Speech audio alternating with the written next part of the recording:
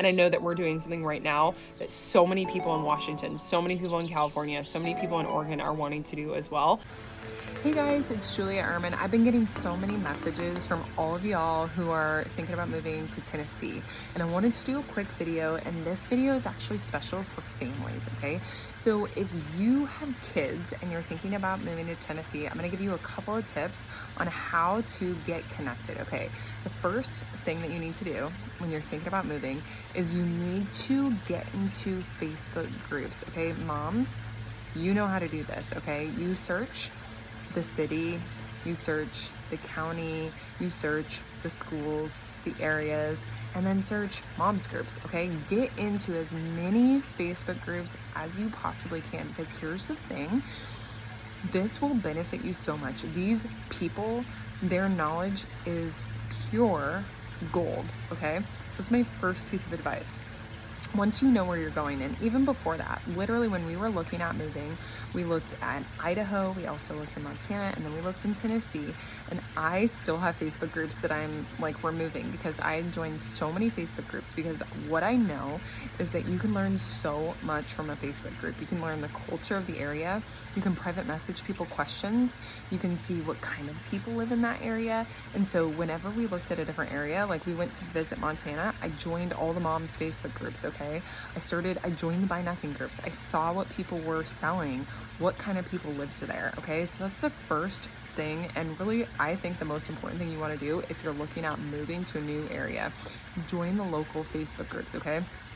Ask around, ask people in those groups, what groups do I need to be in that are in this area? The next thing you want to do, especially if you have school-age kids and you're not planning to homeschool them, in Tennessee, there are a ton of homeschooling moms, which is amazing. The homeschool community here is awesome. There's also some great private school options. There's also the public school. So here's my biggest piece of advice, because I have a daughter who has special needs and she's going to be going to preschool next year. She actually started the preschool this year. She went for 2 weeks before the school year ended. And here's what I did. I called the school. I called the secretary. I asked the secretary questions. I reached out to the special needs teacher. I contacted her. I sent her an email. I got on the phone with her. I did all of this before we even bought this house, because I wanted to know where we were moving, like I could trust that the local school would be able to support my child in the way that I needed them to.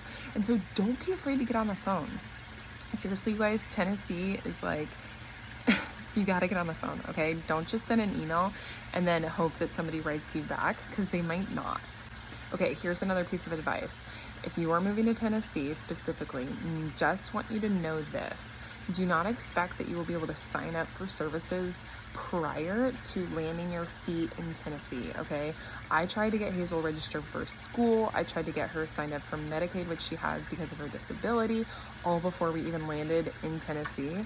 But most places require that you have two proof of your address. So once you move in, you need to get your electricity bill and then another bill, and those are the two things that you're going to need to be able to get your child into the local school and plugged into the local services. We've been here on Tuesday, so we've been here 2 days shy of 7 weeks, and we just got our daughter approved for Medicaid.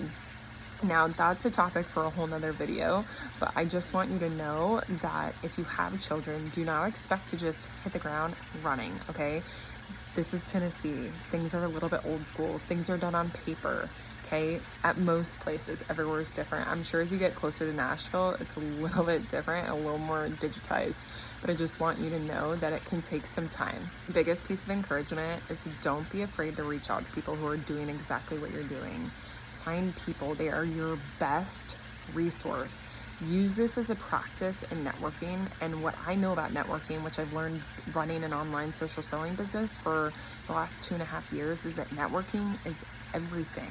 You can get so much information from networking, okay? So start networking now, even if you're not going to be moving to Tennessee for another year, or if you're already here, you just landed, okay? Networking is going to be your best friend. Go to events, get on Facebook, get on Instagram. Another way I started networking was on Instagram. I started searching the hashtags for the places that we were moving. I found people, I reached out, I asked people questions, and I think that that's the best way that you can kind of get a feel for what it's going to be like where you're going.